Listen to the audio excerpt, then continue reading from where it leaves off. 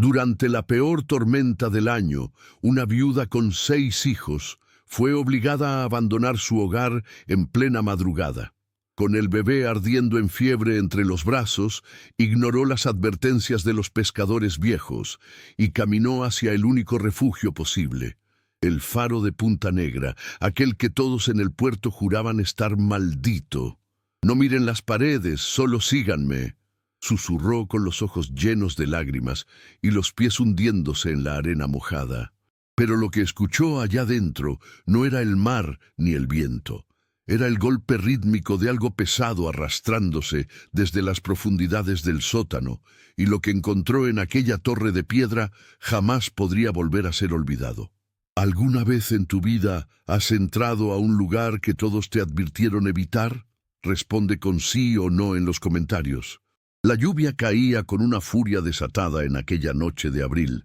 No era 1892, pero el año sí se sentía antiguo. Un 1892 que pesaba en los huesos y marcaba el inicio de la temporada de tormentas en la costa atlántica. El cielo sobre el puerto de Valdevaqueros se había teñido de un negro enfermo, un color de abismo que convertía las 11 de la noche en una oscuridad primordial. Elena apretó contra su pecho al pequeño Mateo, cuyo cuerpo menudo ardía en fiebre, un calor seco que contrastaba brutalmente con los latigazos de agua salada que azotaban el malecón. Sus otros 5 hijos, Carlos, el mayor de apenas 12 años, junto a las gemelas de 8, el pequeño Rafael de 6 y la bebé Lucía de 3, se agrupaban a su alrededor como náufragos aferrados a un mástil roto, descalzos sobre las piedras resbaladizas del muelle, manchando sus ropas ya empapadas con la espuma del mar embravecido. El sonido de la puerta de madera al cerrarse en sus narices fue el verdadero trueno. El estruendo de las olas rompiendo contra el rompeolas solo era su eco distante. Hacía apenas 2 horas, su cuñado don Rodrigo Santamaría, un hombre de ojos fríos y corazón tan seco como las redes que guardaba en sus almacenes, había dictado sentencia. «La casa es para los que trabajan, Elena». Su voz, sin inflexiones, cortaba más que el viento del norte. «Las viudas y sus crías no tienen lugar en el puerto». Rodrigo había heredado el negocio pesquero tras la muerte de su hermano en el naufragio, y con el negocio heredó el poder de decidir quién tenía techo y quién perecía bajo la tormenta. El aire olía a sal, a algas podridas y a la amarga desesperanza de los que no tienen a dónde ir. Los hombres de Rodrigo, sin mirarla a los ojos, con esa cobardía del que obedece lo injusto por un jornal, habían arrojado sus pocas pertenencias desde la casa del pescador con una eficiencia brutal. El baúl de cedro donde guardaba las cartas de su esposo muerto, la olla de hierro abollada, los zapatos rotos de Carlos, la manta tejida por su madre. Todo yacía ahora en un montículo miserable junto al muelle, hundiéndose lentamente en los charcos de agua marina que todo lo devoraba. Elena observó cómo la puerta de su antiguo hogar, la única que había conocido desde que se casó a los 19, se cerraba para siempre. El golpe seco de la madera contra el marco fue un punto final, una bofetada que la dejó sin aliento más que el viento helado que se colaba por sus harapos mojados. Se quedaron allí parados, un grupo trágico e inmóvil bajo el diluvio, observando la puerta cerrada mientras las olas del Mediterráneo lamían sus pies descalzos. Los niños no lloraban. El shock los había enmudecido. Solo temblaban con esos espasmos cortos e involuntarios que preceden a la hipotermia mortal. Elena sintió la tos seca de Mateo vibrar contra su propio pecho.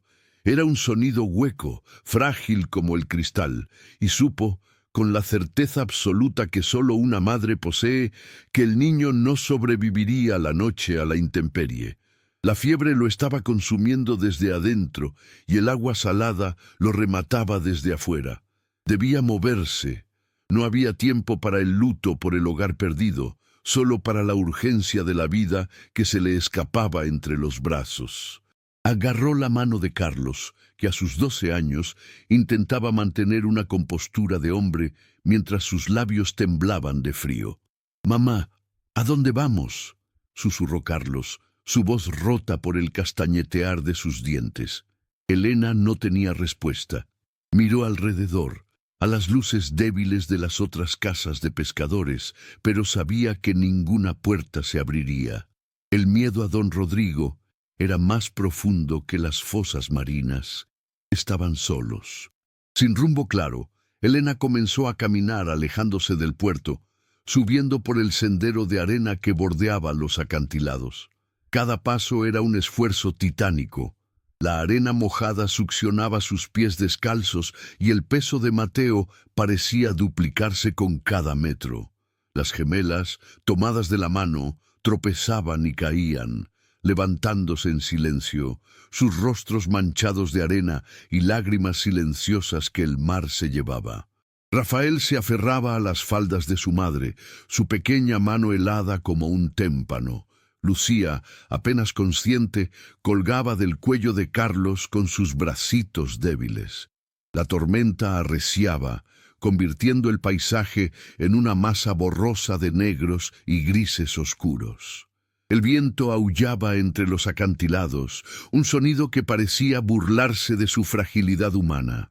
Elena subía por instinto, buscando refugio lejos del puerto, alejándose de las casas que ahora le pertenecían a Rodrigo y su desprecio.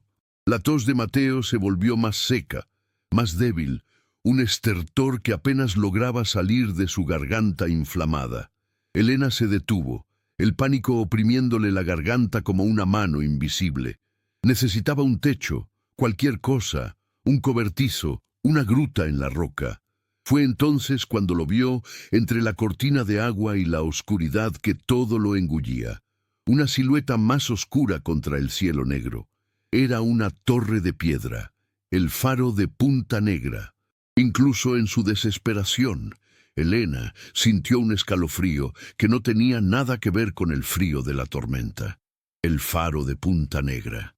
Los pescadores viejos se santiguaban solo al mencionarlo. Era un lugar del que se hablaba en susurros en las tabernas del puerto.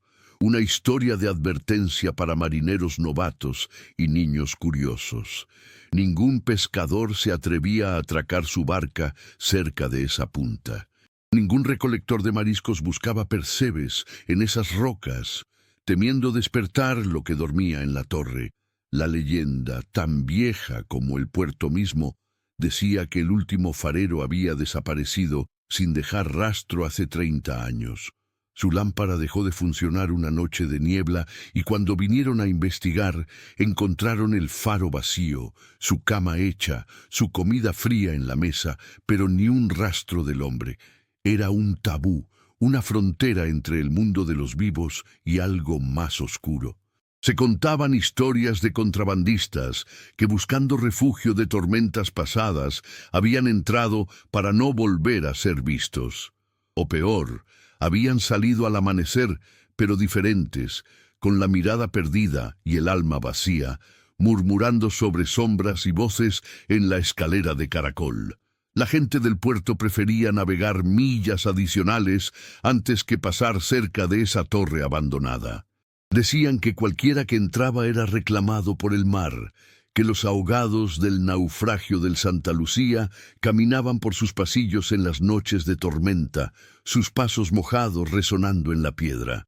Sus lamentos, decían, se unían al viento cuando la niebla cubría la costa, un coro eterno que advertía a los vivos de mantenerse alejados. Elena dudó, su cuerpo paralizado entre el terror ancestral y la urgencia maternal. La leyenda tiraba de ella hacia atrás, hacia la tormenta que mataba lentamente a sus hijos. Pero entonces un relámpago iluminó el mundo, y en esa fracción de segundo de luz blanca y brutal vio el rostro de Mateo. Sus labios tenían un tinte azulado, sus ojos estaban cerrados, su respiración era apenas un soplo tenue que se perdía en el rugido del mar. El miedo a la leyenda era un lujo que no podía permitirse. La muerte por frío era una certeza implacable que sostenía en sus brazos. El faro era un quizás, la tormenta era un final seguro. La elección, aunque aterradora, era evidente para cualquier madre. El instinto de proteger a sus crías aplastó 100 años de superstición marinera. «Vamos, rápido, suban», ordenó Elena, su voz sonando extraña, ronca por la lluvia y la determinación férrea. Empujó a Carlos y a las gemelas hacia la puerta de madera del faro que colgaba de una sola bisagra, prometiendo al menos un techo contra el aguacero que no daba tregua. Los niños vacilaron, sus pequeños cuerpos rígidos de miedo ante la torre oscura que se elevaba sobre ellos como un dedo acusador apuntando al cielo enfurecido. Pero el tono de su madre no admitía réplica ni discusión.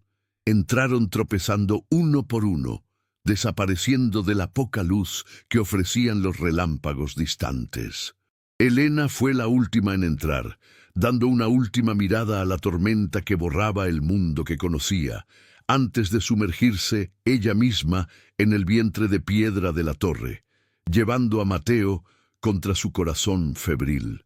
La oscuridad los tragó enteros como una ballena. El interior era vasto, mucho más grande de lo que la estrecha entrada sugería.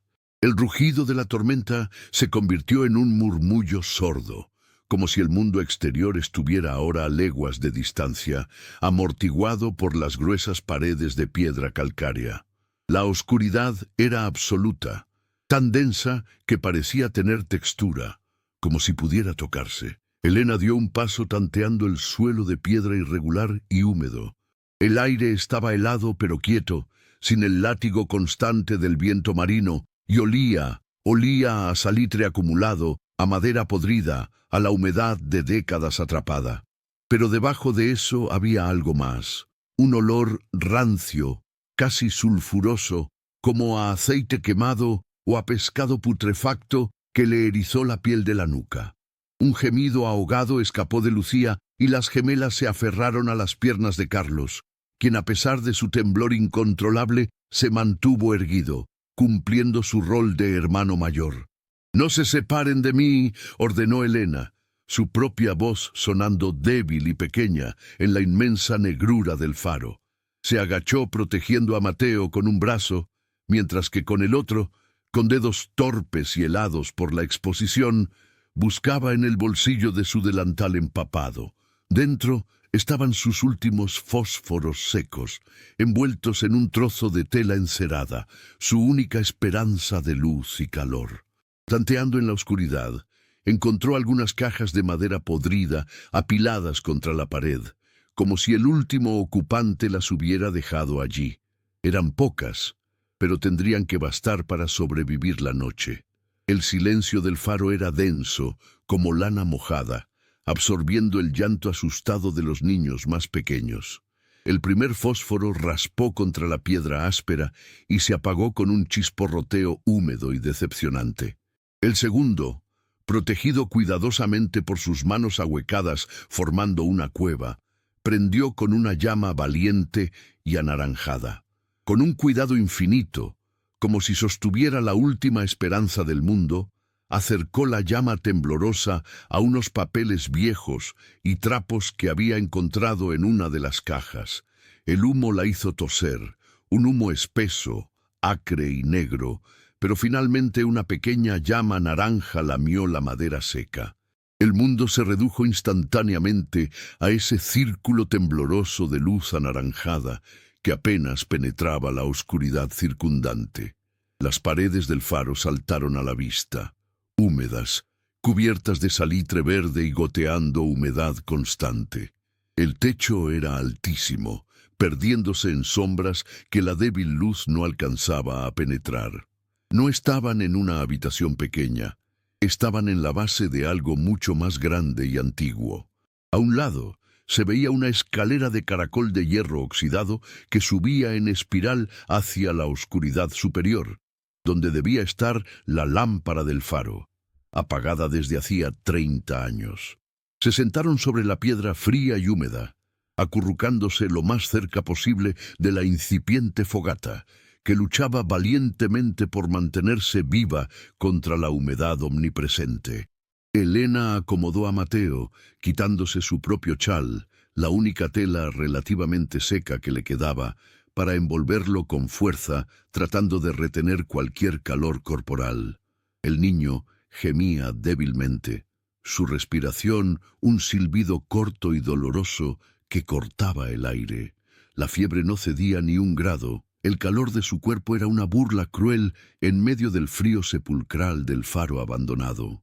Carlos, asumiendo su papel de hermano mayor con una seriedad que no correspondía a sus 12 años, rodeó a las gemelas y a Rafael con sus brazos flacos, compartiendo el poco calor que sus cuerpos mojados aún conservaban.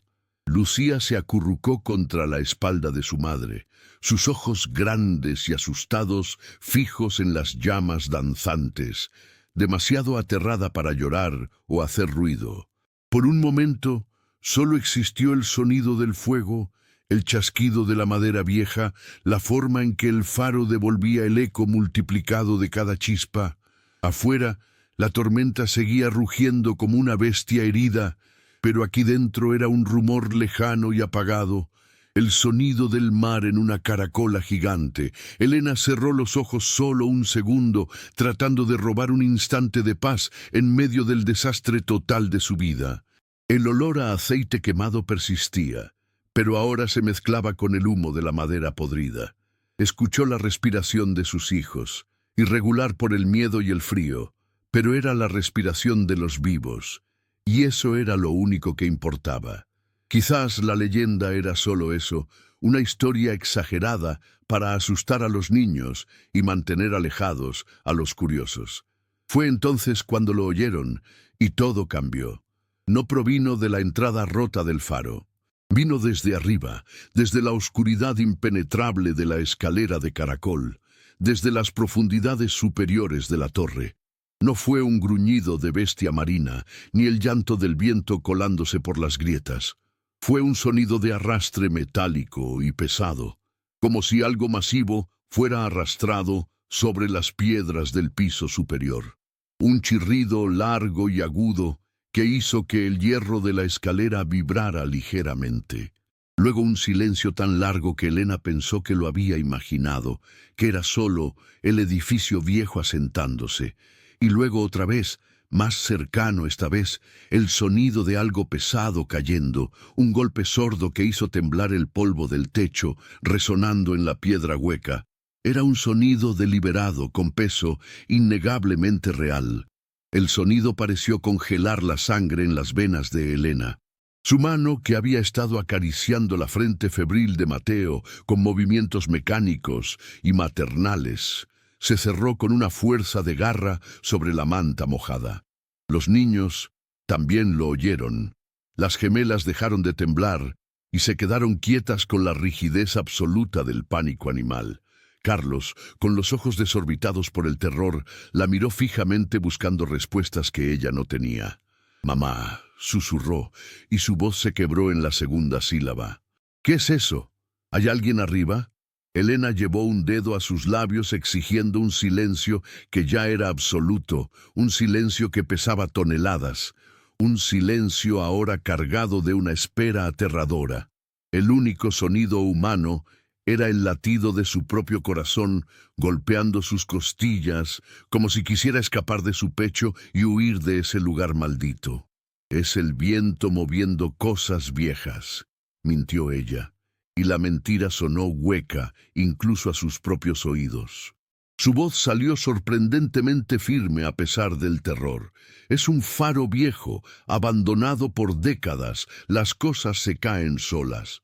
Pero mientras lo decía, tratando de convencerse a sí misma tanto como a sus hijos, su otra mano se deslizó lentamente hacia el bulto de ropas mojadas a su lado. Allí, envuelto en un trapo empapado, estaba el único cuchillo de cocina que había logrado salvar de la expulsión violenta. Era un cuchillo para filetear pescado, con la hoja larga y delgada, desgastada por años de uso y el mango de madera astillado por la sal. un arma patética y ridícula contra lo desconocido que acechaba en la oscuridad superior, pero era lo único que tenía para defender a sus hijos. Sus dedos se cerraron alrededor del mango frío y húmedo, resbaladizo por el agua de mar, y la sensación del acero oxidado le dio un ancla diminuta en su océano de miedo. El sonido continuó, ajeno a su miedo y sus mentiras, el arrastre metálico, pausado, como si algo o alguien moviera objetos pesados con esfuerzo, luego el golpe sordo, el silencio que se estiraba por minutos eternos, luego otro arrastre, esta vez más cercano, como si lo que fuera estuviera descendiendo lentamente por la torre. Era inhumano en su persistencia, carente de la prisa de un animal o la irregularidad de un edificio cayéndose. Era metódico, casi deliberado, como si algo estuviera buscando, explorando, bajando hacia ellos piso por piso. Elena no se movió ni un milímetro. Los niños no se movieron. Permanecieron congelados como estatuas de sal alrededor del fuego moribundo, por lo que pareció una hora completa escuchando ese descenso del infierno. Sus ojos nunca dejaron de mirar la escalera de caracol, esperando ver algo emerger de la oscuridad superior, algo que confirmara sus peores pesadillas. Y entonces, tan abruptamente como había comenzado, cesó por completo. El arrastre final resonó en algún piso superior. Su eco se desvaneció en la negrura de la torre, y el faro regresó a su silencio opresivo y húmedo. Pero el silencio ahora era diferente, fundamentalmente alterado. Ya no estaba vacío, estaba lleno de la ausencia de ese sonido, lleno de la presencia invisible de algo que había dejado de moverse. El nuevo silencio era peor que el sonido. Era un silencio que escuchaba, que observaba, que esperaba pacientemente en la oscuridad. Elena permaneció inmóvil, cada nervio tenso como una cuerda de violín a punto de romperse, esperando que el arrastre regresara. Pero no volvió esa noche. Lo que sí regresó fue el gemido agudo de Mateo, sacándola de su trance de terror. El niño comenzó a temblar con un escalofrío violento, su cuerpo ardiendo de fiebre, pero sus labios azules como los de un ahogado. Elena supo con la certeza de una madre que el calor débil del fuego no era suficiente. Necesitaba agua limpia y fresca para bajar la fiebre, no el agua salada de la tormenta que solo empeoraría su condición. La desesperación le dio un valor que no sabía que poseía, un valor nacido no del coraje, sino de la imposibilidad de rendirse. Miró hacia la oscuridad de la escalera de caracol de donde había venido el sonido aterrador. El miedo a lo desconocido que acechaba arriba era paralizante, pero la certeza de la muerte de su hijo era absolutamente intolerable. Mientras Elena intentaba calmar a los niños que lloriqueaban en voz baja, la fiebre de Mateo empeoró visiblemente con cada minuto que pasaba. El niño ya no temblaba por el frío del faro, ahora se sacudía en las garras de una enfermedad grave. Su respiración era un silbido corto y agudo, un sonido aterrador que cortaba el silencio como un cuchillo oxidado. Elena supo que no era solo el frío del mar, era una infección pulmonar grave, la misma que se había llevado a su hermana menor años atrás. Necesitaba agua limpia y dulce, no la salada del mar, y necesitaba desesperadamente mantenerlo caliente y bajar la fiebre que le quemaba el cerebro. La desesperación maternal le dio un valor que trascendía el miedo, un valor frío y afilado como el hielo. Miró a la oscuridad superior de donde había venido el sonido metálico y aterrador. El miedo a lo desconocido era una sombra abstracta. La muerte de su hijo era una presencia real y tangible en sus brazos temblorosos. Se volvió hacia Carlos. El niño de apenas 12 años la miraba con un terror mudo, sus ojos enormes, reflejando las llamas anaranjadas de la pequeña fogata. Elena puso a Mateo en sus brazos delgados, un peso febril y casi inerte, que hizo que Carlos se tambaleara hacia atrás. «Mamá, no vayas», empezó a decir con voz quebrada. Elena le agarró los hombros con una fuerza que lo sorprendió y lo asustó. Mantén el fuego vivo, Carlos. Es tu única tarea. Ponle madera seca de las cajas, pedazo por pedazo. No dejes que se apague bajo ninguna circunstancia y cuida a tu hermano y a tus hermanas. Hizo una pausa, su mirada clavada en la de él con una intensidad feroz. No importa lo que oigas arriba, no importa si oyes que me caigo o si grito. No te muevas de esta luz, ¿entiendes? Tus hermanos te necesitan aquí, vivo y cuerdo.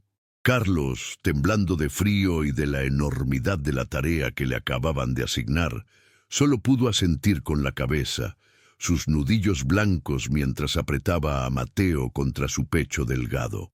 Elena no se permitió dudar ni un segundo más.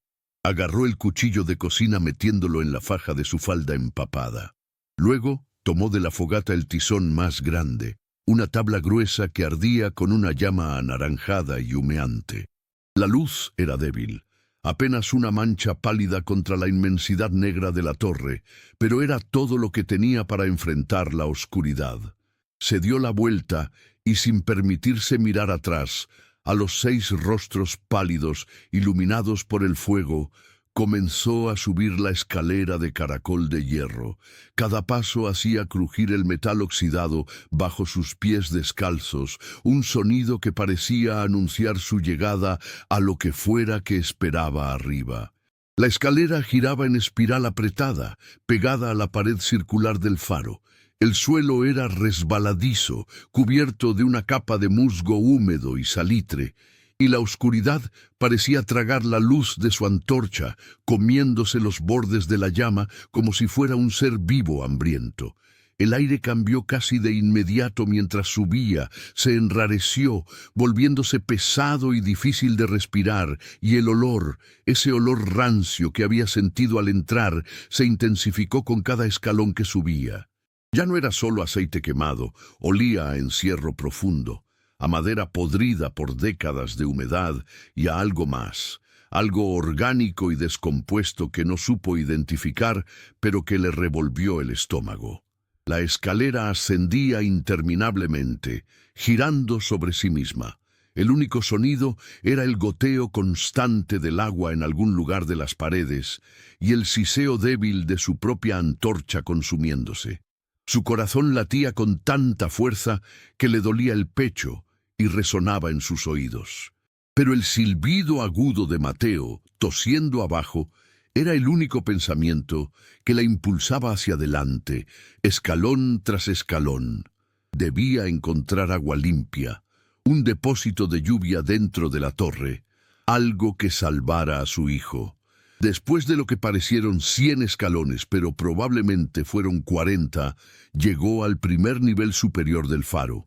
Era una habitación circular, más pequeña que la base, con ventanas estrechas que daban al mar embravecido. La luz de su antorcha iluminó tenuemente el espacio y lo que vio la hizo detenerse en seco. Fue entonces cuando su pie tropezó con algo que no era piedra ni metal oxidado. Soltó un grito ahogado que resonó en la torre y casi dejó caer el tizón al suelo. Bajó la luz con mano temblando violentamente. El objeto con el que había tropezado era una cadena gruesa de hierro. Estaba tirada en el suelo de forma irregular, como si alguien la hubiera arrastrado recientemente. Siguió la cadena con la mirada y vio que terminaba en un gancho de hierro empotrado en la pared de piedra.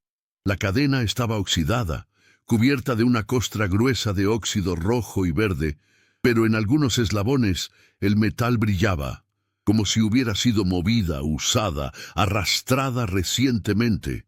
Este era el origen del sonido, el arrastre metálico. Pero esta cadena parecía no haber sido tocada en años. El sonido que ella había oído era imposible, un eco del pasado, un fantasma, o algo mucho peor que no quería imaginar. El miedo se convirtió en un misterio helado que la paralizaba. Avanzó unos metros más, con la luz temblorosa barriendo las paredes húmedas y cubiertas de moho. Fue entonces cuando vio el campamento abandonado. Era una escena miserable y fantasmal. un catre de hierro con el colchón podrido y manchado, cuyas cuerdas colgaban hasta tocar el suelo de piedra. A su lado, una taza de peltre abollada y volcada sobre la piedra húmeda. Un poco más allá, los restos de una lámpara de aceite, su cristal roto en 1000 pedazos como una telaraña negra esparcida. Una mesa pequeña con herramientas oxidadas, un sextante roto, mapas amarillentos que se deshacían al tacto. Esto no era un refugio temporal de contrabandistas. Alguien había vivido aquí, pasado mucho tiempo en este nivel del faro, en esta oscuridad casi absoluta, durante días, semanas, tal vez meses. El olor a aceite no era solo de la lámpara del faro, era de este lugar, de esta habitación que olía a desesperación humana. La leyenda del farero desaparecido se desvaneció de su mente, reemplazada por una verdad mucho más fría y tangible que cortaba como un cuchillo de hielo. Esto no había sido obra de fantasmas del mar ni de ahogados caminantes. Alguien había vivido aquí arriba, o más probablemente alguien había muerto aquí, solo, en la oscuridad, esperando algo que nunca llegó. Elena sintió una ola de náusea subir por su garganta. El aire viciado, el olor a descomposición que ahora identificaba con claridad. La soledad absoluta de esa taza volcada, de ese catre donde alguien había dormido sus últimas noches. El faro de Punta Negra no estaba encantado por demonios marinos, estaba encantado por una tragedia humana, una que se sentía terriblemente reciente a pesar de los 30 años, y desesperadamente solitaria.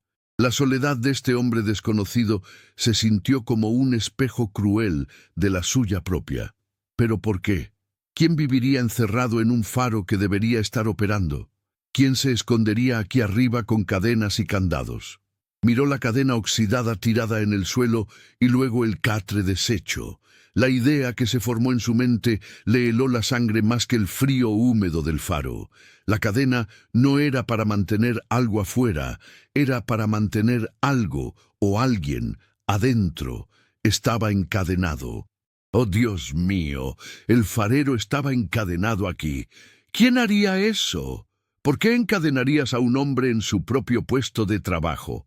La idea le produjo un horror visceral que le retorció el estómago. ¿Qué tan desesperada tenía que estar la situación para encadenar a un hombre en una torre de piedra con solo su lámpara y su soledad? Siguió avanzando, empujada por una necesidad que ya no era solo encontrar agua, sino entender qué había pasado en este lugar maldito. El nivel siguiente de la torre estaba a solo unos metros más arriba. La escalera continuaba su ascenso en espiral, más estrecha ahora, más claustrofóbica. Subió los siguientes escalones con el corazón en la garganta y llegó al nivel de la lámpara del faro, la sala de linterna. Era una habitación circular de cristal, o lo que quedaba de ella. Los cristales estaban rotos, algunos caídos, otros colgando peligrosamente de sus marcos oxidados. El viento y la lluvia entraban libremente creando un sonido fantasmal de silbidos. En el centro, la gran lámpara del faro yacía apagada, cubierta de excrementos de gaviotas y verdín. Pero lo que captó su atención no fue la lámpara, fue la pared opuesta, allí grabado profundamente en la piedra calcárea, con algún objeto afilado, tal vez un clavo o un trozo de metal. Había un mensaje. Elena se acercó con la antorcha en alto, su mano temblando tanto que apenas podía leer las letras toscas e irregulares. Las palabras estaban escritas en español antiguo, con una caligrafía desesperada que se volvía más errática hacia el final. No es el mar quien mata, es el oro. Santa María sabe, Santa María miente. Me dejaron aquí para que muriera callado. La carga del Santa Lucía no se hundió, está en las cuevas. Rodrigo lo sabe, su padre lo ordenó. Que Dios tenga piedad. El mensaje estaba firmado con un nombre apenas legible. Miguel Ortega, farero, abril 1862. Elena se quedó paralizada frente a la pared, leyendo y releyendo el mensaje a la luz temblorosa de su antorcha. Miguel Ortega, el farero desaparecido. No había desaparecido, había sido abandonado aquí, encadenado, dejado para morir lentamente de hambre y sed, todo para mantener un secreto. Y ese secreto involucraba a los Santamaría. Rodrigo Santamaría, el hombre que acababa de echarla a la tormenta con sus 6 hijos. Su mente febril y exhausta empezó a conectar los puntos con una claridad aterradora que la hizo tambalearse. El naufragio del Santa Lucía. Los pescadores viejos todavía hablaban de él en las tabernas. Había sido el peor desastre marítimo de la costa 30 años atrás. Un barco mercante cargado de oro y especias que se hundió contra los acantilados durante una tormenta similar a esta. Murieron 40 hombres, nunca recuperaron la carga. Decían que el mar se la había tragado. Pero Miguel Ortega, el farero que debía guiar a los barcos, decía otra cosa. La carga no se hundió, estaba en las cuevas, y el padre de Rodrigo lo sabía. El faro había sido apagado intencionalmente esa noche. Miguel lo sabía, y por eso lo encerraron aquí hasta que murió, silenciado para siempre. El emblema invisible de los Santamaría estaba sobre este crimen, como lo había estado sobre la mina en otra historia. Los Santamaría habían construido su imperio pesquero no con trabajo honesto, sino con el oro robado de un naufragio provocado, con la sangre de 40 marineros ahogados intencionalmente. Y Miguel Ortega, el único testigo, había sido enterrado vivo en esta torre de piedra para que nunca hablara. Elena sintió que las piernas le temblaban. El horror de la revelación era tan profundo que apenas podía procesar.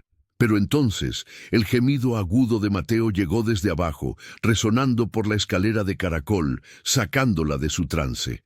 El niño tosía, un sonido seco y desgarrador que rebotaba en las paredes de piedra del faro. Había venido por agua para salvar a su hijo. El secreto, el crimen de los Santamaría, el farero muerto, todo eso era secundario ahora. La muerte de Mateo era la urgencia inmediata que la llamaba de vuelta. Se dio la vuelta con el tizón en alto, el corazón martillándole un ritmo de pánico renovado, pero sus ojos captaron algo que había pasado por alto en su shock. En una esquina de la sala de linterna había un barril pequeño de madera. Se acercó y quitó la tapa podrida. Adentro, agua de lluvia, limpia, fresca, acumulada por años de tormentas que entraban por los cristales rotos. Era un milagro pequeño, era la vida. Buscó frenéticamente algo para llevar el agua y encontró una botella de vidrio rota por la mitad. La llenó con manos temblorosas, el agua desbordándose, fría como el hielo. Bajó la escalera de caracol más rápido de lo seguro, resbalando en los escalones húmedos, casi cayendo 2 veces, pero aferrándose a la botella como si fuera el santo grial. Llegó a la base del faro donde Carlos mantenía el fuego vivo con una devoción casi religiosa. Elena se arrodilló junto a Mateo y con una ternura infinita acercó la botella a los labios azules del niño. El agua goteó en su boca. Mateo tosió, se atragantó, pero instintivamente tragó. Elena mojó su manga con el agua fría y limpió el rostro ardiente de su hijo, tratando de bajar la fiebre que lo consumía.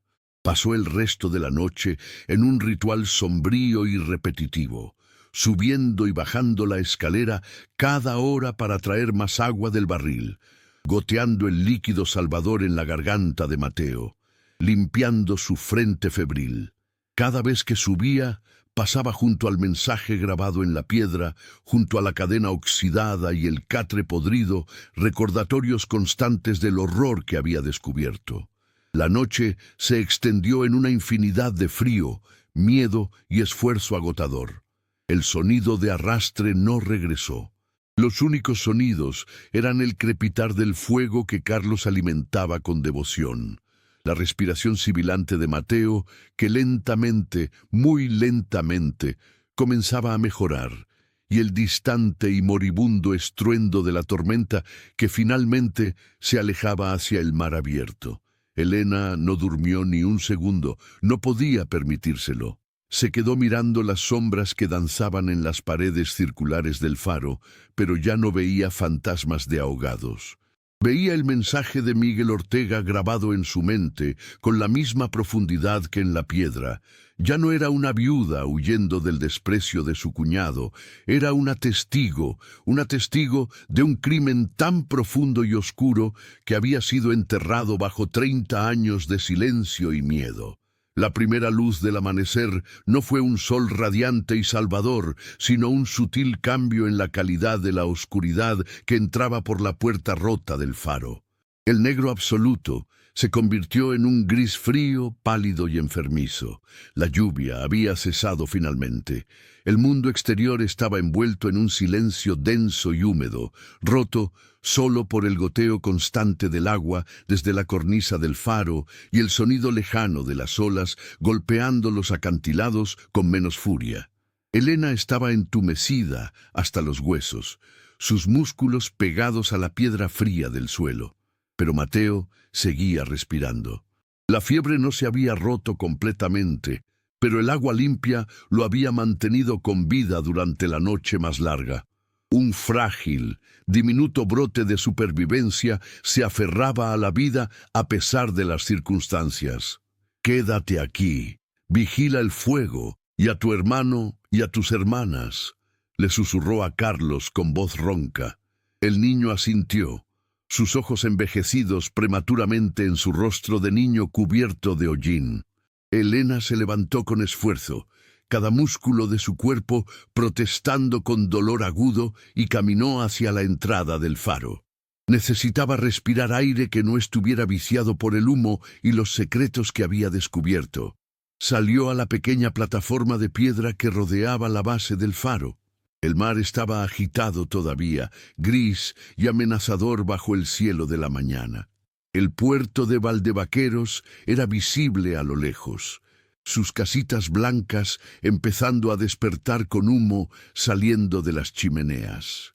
Y fue entonces cuando lo vio, y su sangre se heló en las venas.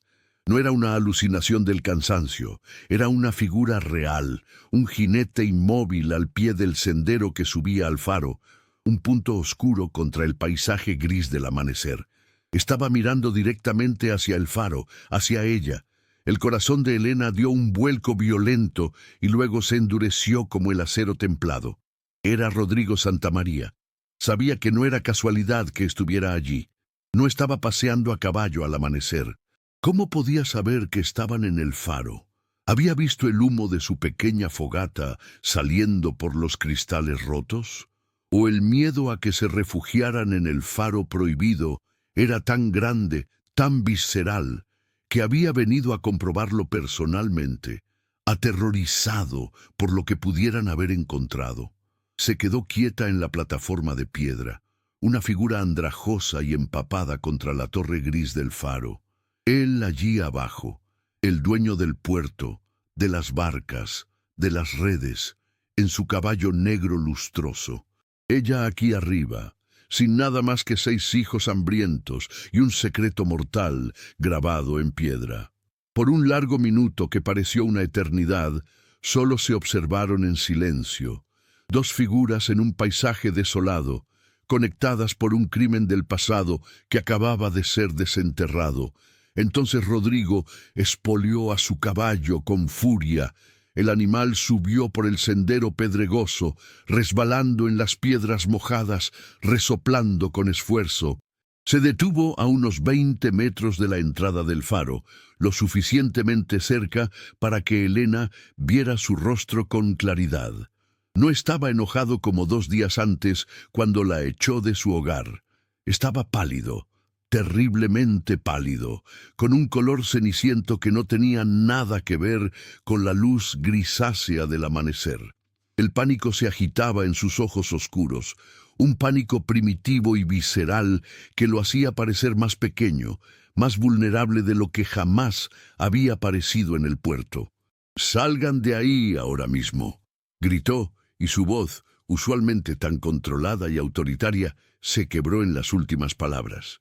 «Elena, ese faro está abandonado por una razón. La estructura es inestable. puede derrumbarse en cualquier momento sobre ustedes. La mentira era tan flagrante, tan desesperada y torpe, que casi sonaba cómica en su obviedad. No temía por sus vidas ni por la seguridad de sus sobrinos. Temía por lo que habían visto, por lo que habían encontrado en la torre maldita. Elena lo miró fijamente desde su posición elevada, sintiendo un poder frío y nuevo, naciendo en su pecho hambriento.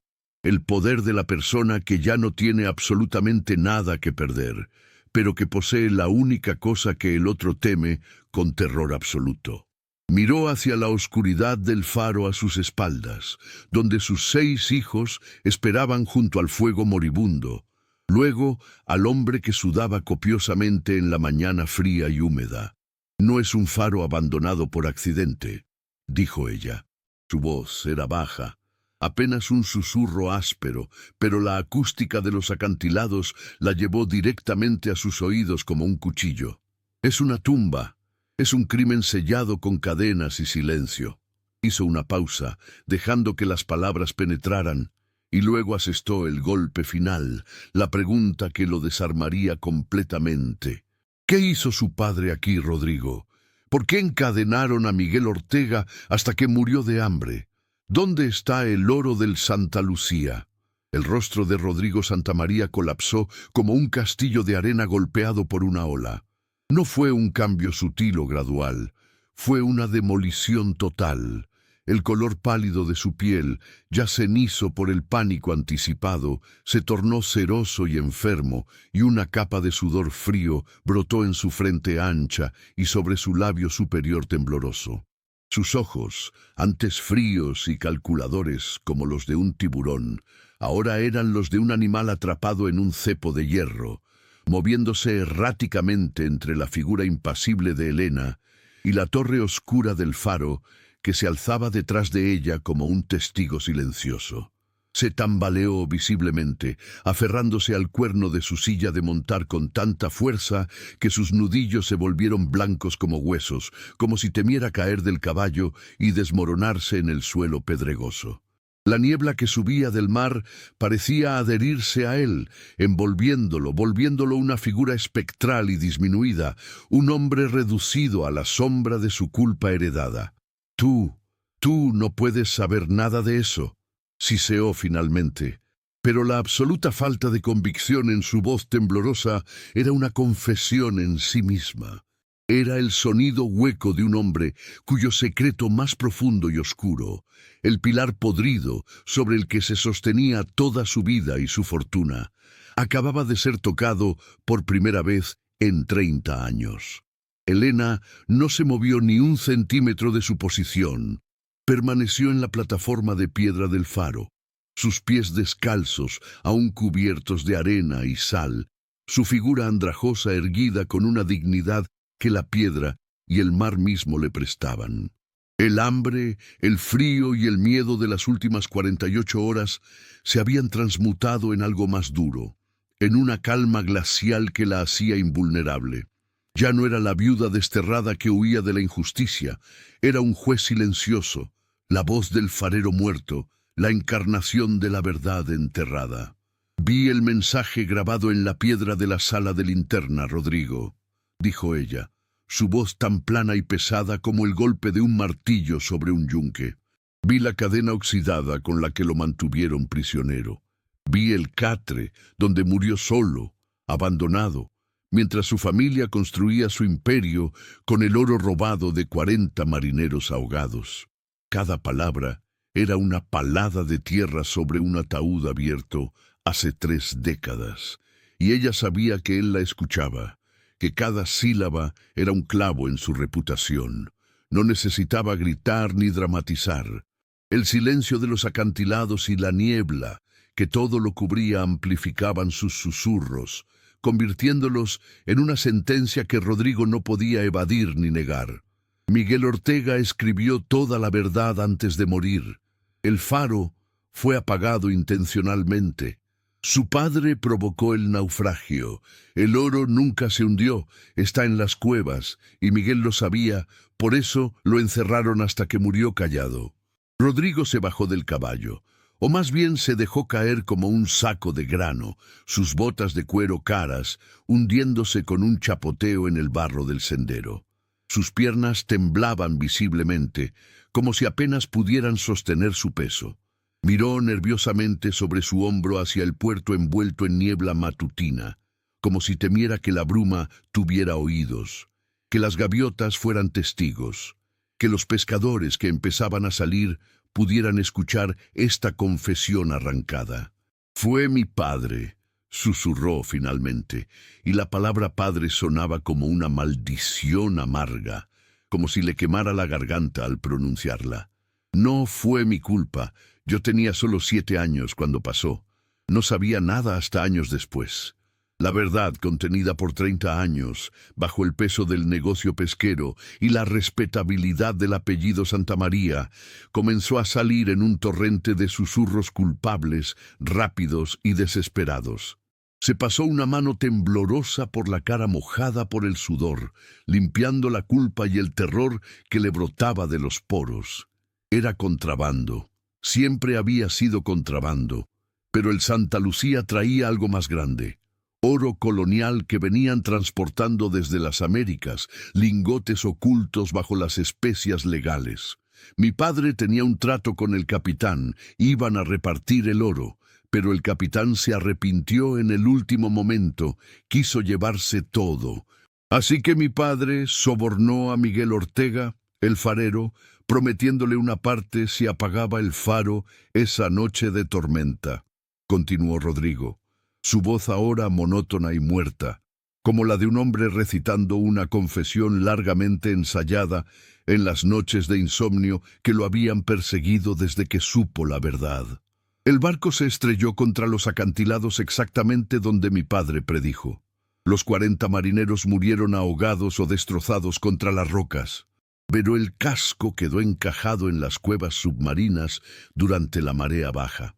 Mi padre y sus hombres sacaron el oro esa misma noche, murmuró Rodrigo, sus ojos ahora fijos en el suelo enlodado, incapaz de sostener la mirada acusadora de Elena.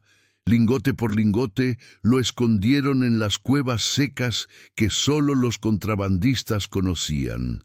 Pero Miguel Ortega, cuando vio la magnitud de la masacre, los cuerpos flotando en el mar al amanecer, enloqueció de culpa. Amenazó con confesar todo al alcalde, con ir a las autoridades de Cádiz. No le importaba ir a prisión, quería limpiar su conciencia. Aquí Rodrigo tragó saliva, el sonido seco y áspero en el aire húmedo del mar. Mi padre no podía permitirlo. El oro era suficiente para construir un imperio, pero Miguel era el único testigo vivo, el único que podía destruirlo todo. Así que hizo lo impensable. «Lo llevaron al faro con engaños», dijo Rodrigo, y ahora su voz se quebraba con algo que podría haber sido remordimiento, pero que Elena sospechaba era solo autocompasión. Le dijeron que había un problema con la lámpara que debían revisar juntos. Una vez arriba, lo encadenaron en el primer nivel. Le dejaron agua para una semana, pensando que en ese tiempo morirían las investigaciones sobre el naufragio y podrían liberarlo con una amenaza más creíble. Pero las investigaciones se extendieron. Las familias de los marineros llegaron desde Sevilla exigiendo respuestas. Pasaron semanas, luego un mes. Mi padre no podía liberarlo sin que Miguel hablara, y no podía matarlo directamente sin levantar sospechas. Así que simplemente dejó de subir. Dejó que el hambre y la sed hicieran el trabajo. Los primeros días, Miguel golpeaba las paredes, arrastraba la cadena tratando de romperla. Continuó Rodrigo, su cuerpo ahora temblando con escalofríos violentos que no tenían nada que ver con el frío. Podíamos oír los golpes desde el puerto cuando el viento soplaba en la dirección correcta. Mi padre decía que era la estructura del faro asentándose, que estaba viejo y peligroso. Prohibió a todos acercarse. Pero yo era un niño curioso. Una noche subí hasta donde podía ver el faro con un catalejo de mi padre. Vi luz de velas en la sala de linterna. Miguel había encontrado velas viejas, las estaba quemando. tal vez como señal, tal vez solo para no morir en completa oscuridad. Pero nadie más miraba el faro. Todos le tenían miedo por la superstición.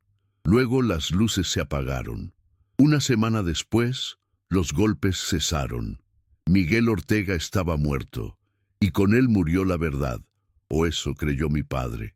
El oro construyó todo, dijo Rodrigo, señalando vagamente hacia el puerto con un gesto débil. Las barcas nuevas, los almacenes, las redes, la casa grande en la plaza.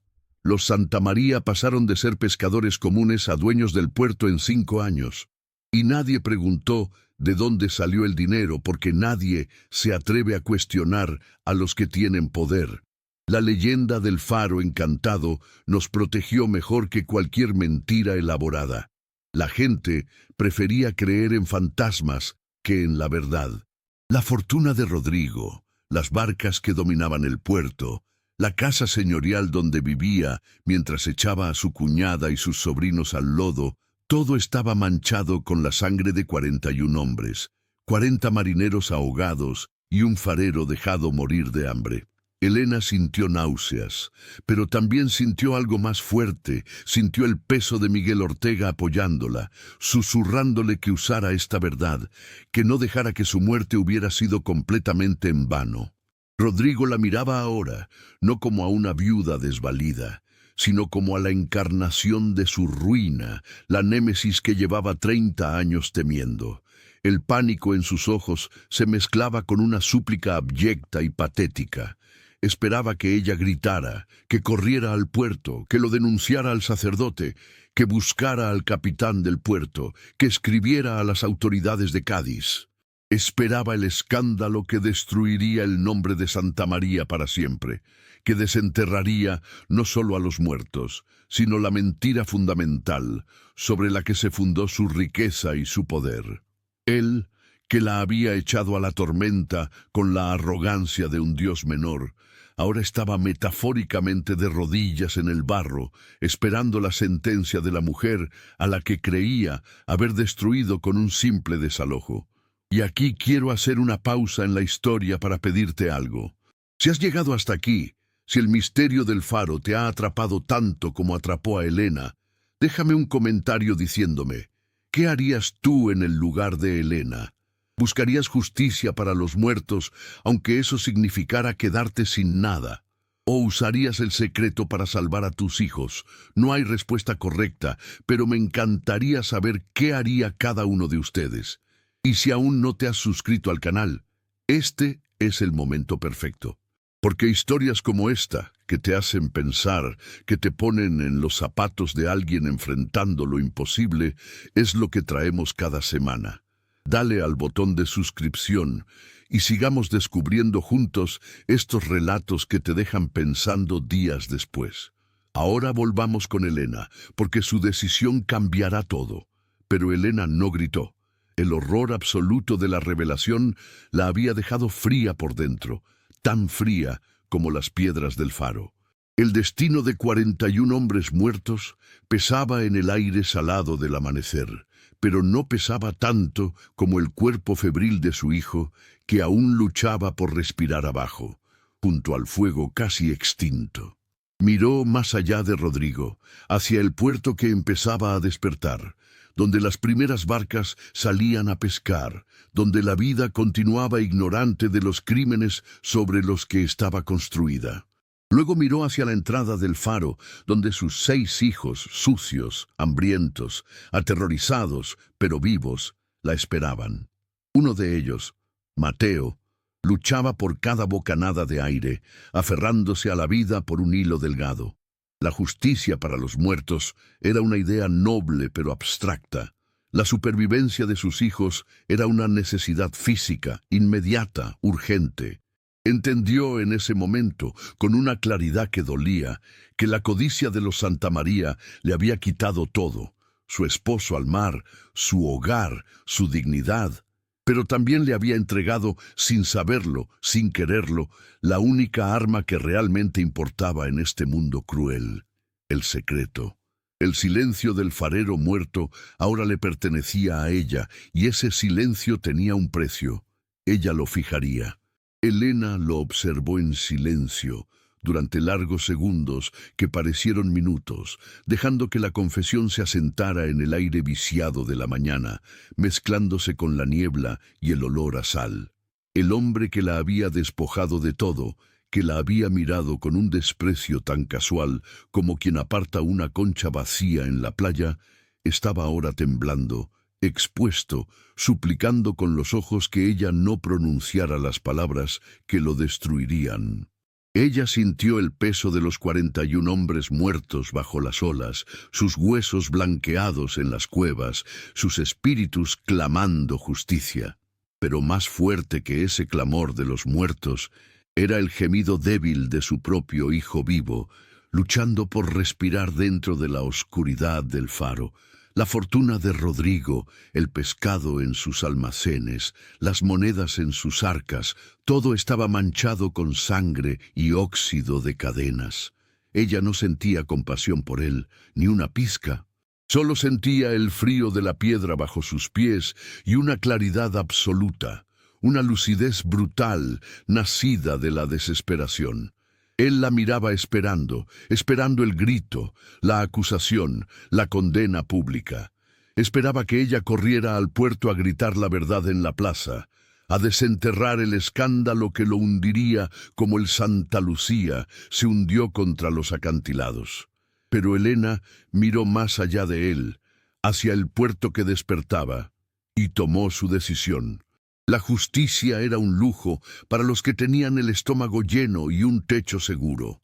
La supervivencia era una necesidad inmediata, y la verdad que acababa de desenterrar no era un arma para la justicia abstracta. Era una llave para la vida concreta de sus hijos.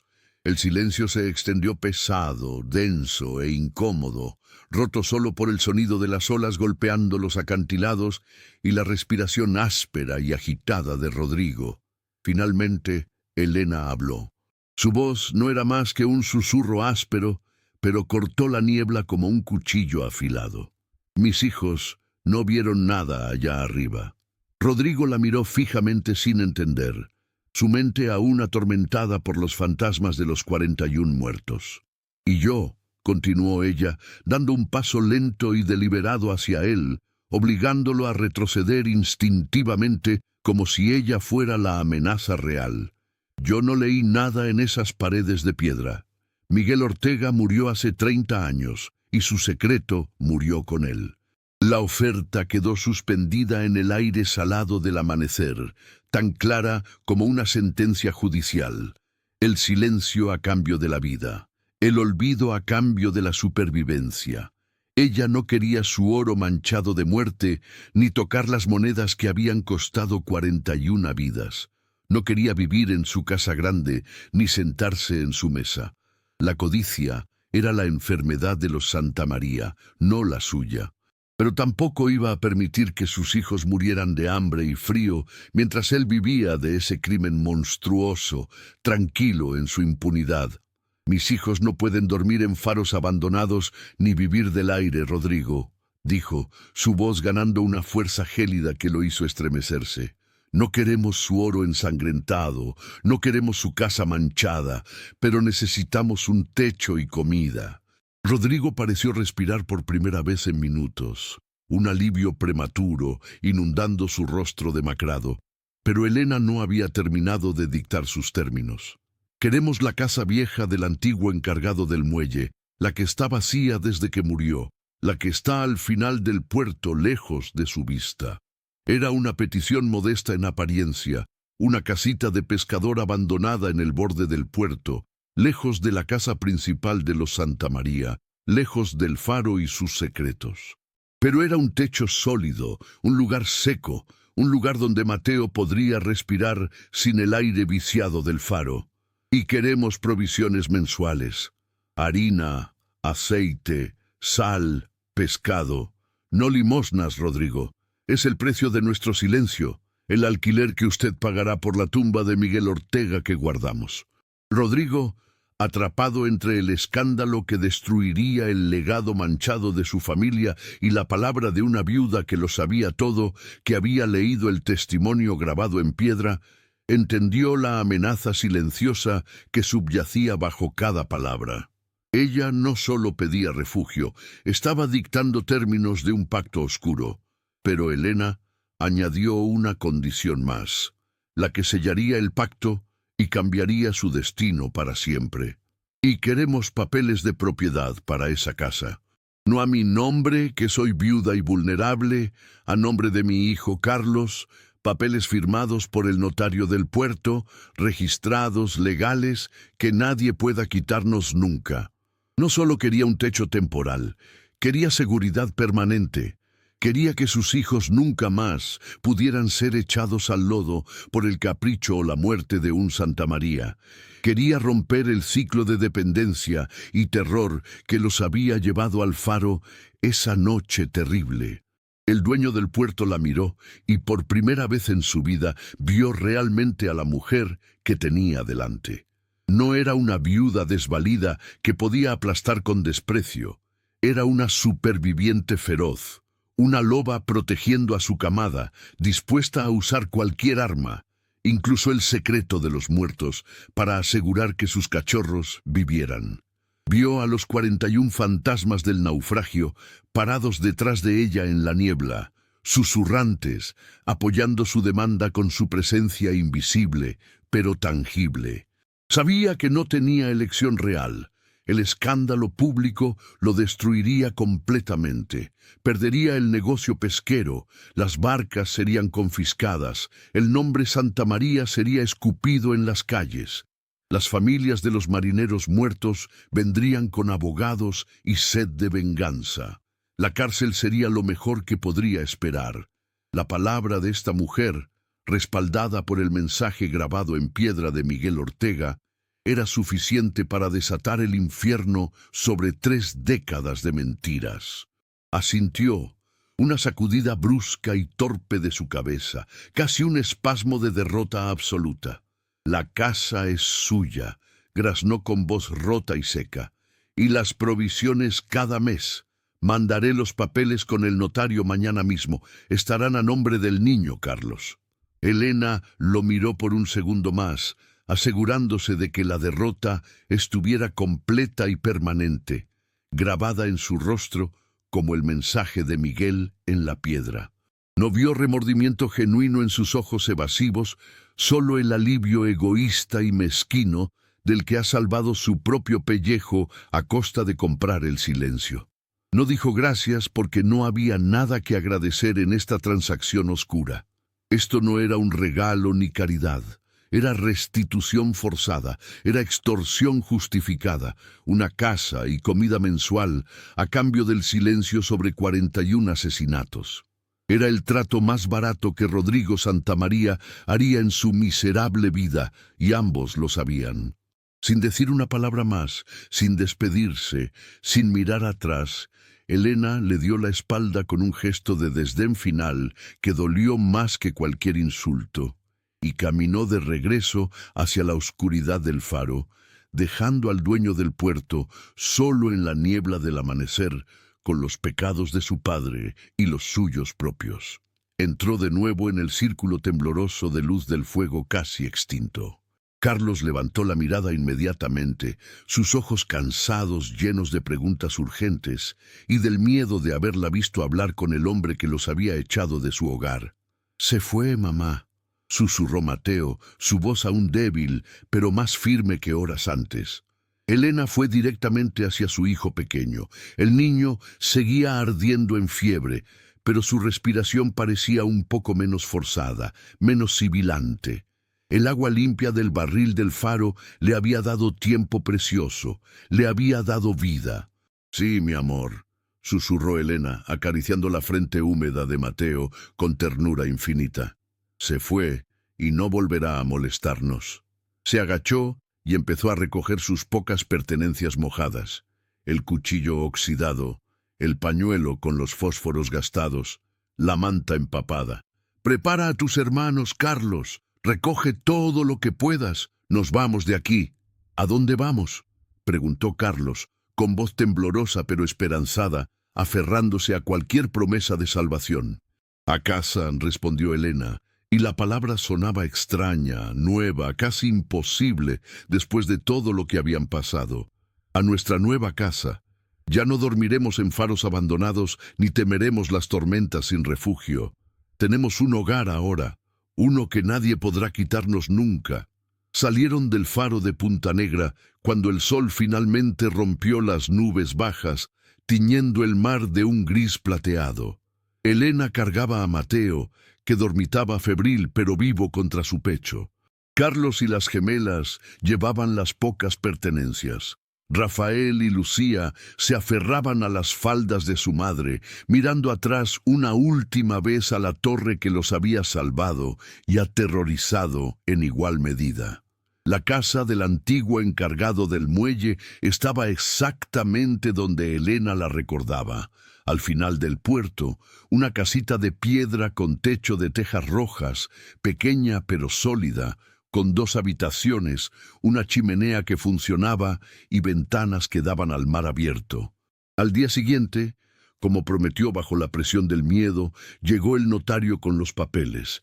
Elena los revisó palabra por palabra, asegurándose de que la propiedad estuviera a nombre de Carlos, que no hubiera cláusulas ocultas, que fuera irrevocable.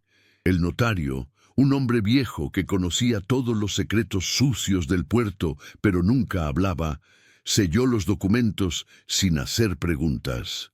Los Santamaría cumplieron su parte del pacto oscuro porque no tenían otra opción. Cada primer lunes de mes, un muchacho dejaba en su puerta un saco de harina, aceite de oliva, sal gruesa, pescado fresco y algunas monedas. Nunca era Rodrigo quien venía. Siempre enviaba a otros, incapaz de enfrentar a la mujer que guardaba su secreto mortal. Con el tiempo, Elena consiguió trabajo remendando redes para otros pescadores. Sus manos, encallecidas por el trabajo y la supervivencia, tejían los nudos con una precisión que hablaba de resiliencia. Carlos creció y a los 18 años tenía su propia barca pequeña, pescando en aguas que técnicamente le pertenecían más a él que a los Santamaría. Las gemelas aprendieron a leer con el maestro del puerto. Rafael se convirtió en carpintero de barcos. Lucía, la más pequeña, tenía la risa más fuerte del puerto. Y Mateo, el niño que casi muere esa noche en el faro, creció sano y se convirtió en el mejor navegante de su generación, como si el mar le debiera la vida que casi le quita.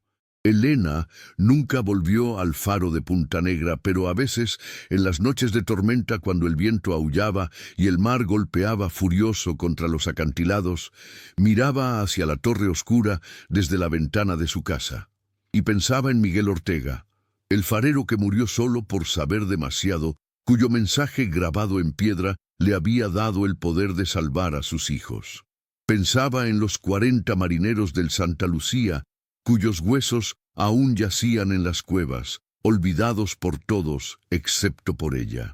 No había buscado justicia para ellos porque la justicia no alimentaba a sus hijos ni les daba techo, pero tampoco los había olvidado. Cada vez que Rodrigo Santamaría pasaba por su casa, bajaba la mirada, incapaz de sostenerla de ella. Cada vez que la veía en el mercado, se alejaba por otro camino. Vivía con el miedo constante de que ella hablara, de que rompiera el pacto, de que el mensaje de Miguel viera la luz del día. Y ese miedo, Elena lo sabía, era una prisión más efectiva que cualquier celda. Rodrigo vivía encadenado a su culpa tanto como Miguel había vivido encadenado en el faro, solo que sus cadenas eran invisibles pero igual de pesadas. Los años pasaron y la vida continuó en el puerto de Valdevaqueros. Los Santamaría seguían siendo ricos y poderosos, pero su riqueza estaba emponzoñada por el secreto que una viuda guardaba. Y Elena, que había entrado al faro más temido de la costa huyendo de la muerte, había salido de él con el poder de los muertos respaldándola. No era la justicia que los ahogados merecían, No era el castigo que Miguel Ortega había querido al escribir su mensaje, pero era supervivencia, era vida para sus 6 hijos, y en un mundo cruel que aplastaba a los débiles sin piedad, a veces sobrevivir con dignidad era la única victoria posible. El faro de Punta Negra permanece allí hasta hoy, dicen los viejos del puerto, abandonado, con su lámpara apagada desde hace más de un siglo. Y si escuchas con atención en las noches de tormenta, aún puedes oír el arrastre de cadenas y el susurro de un hombre que murió guardando un secreto que eventualmente se convirtió en el arma de otra alma desesperada. Algunas historias no tienen finales felices, tienen finales de supervivencia, y a veces eso tiene que ser suficiente. Hemos llegado al final de esta historia y quiero agradecerte de corazón por haber llegado hasta aquí, por haber caminado con Elena desde la tormenta hasta su nueva casa, por haber subido con ella esa escalera oscura del faro. Si esta historia te hizo sentir algo, si te dejó pensando en las decisiones imposibles que a veces debemos tomar, te pido que te suscribas a este canal. No es solo un botón, es una forma de decirme que estas historias importan, que quieres más relatos que te hagan reflexionar sobre la naturaleza humana, sobre la supervivencia, sobre el precio del silencio. Y por favor, déjame en los comentarios. ¿Crees que Elena hizo lo correcto? ¿Debió haber buscado justicia para los muertos? ¿O hizo bien en priorizar a sus hijos vivos? Me encantaría leer tus reflexiones, crear una comunidad donde podamos discutir estas preguntas complejas que no tienen respuestas fáciles. Comparte esta historia con alguien a quien le gusten los relatos que te dejan pensando días después. Y recuerda, suscríbete, comenta qué te pareció y nos vemos en la próxima historia. Porque aquí, cada semana, desenterramos secretos que el tiempo intentó ocultar.